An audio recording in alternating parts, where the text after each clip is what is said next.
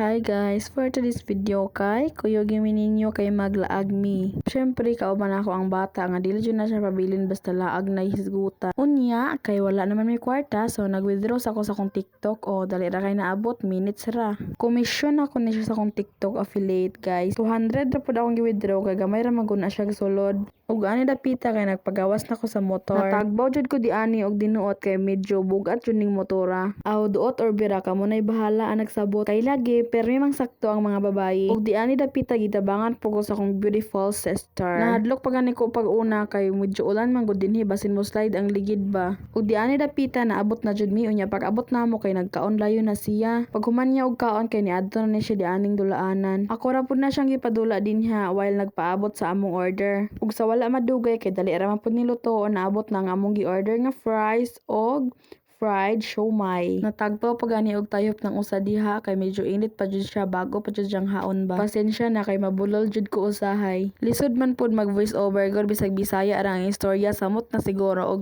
magtagalog ta char. Pak first bite perting lami aoy. Ambot unsa ilang gihimo or unsay tawag ana ilang sauce bitaw kay lami kayo siya. Fast forward last bite kay muuli na ta. And then pag abot na mo sa balay, oh di ba? Sleeping dayon. And that's all for today's video. Thank you for watching.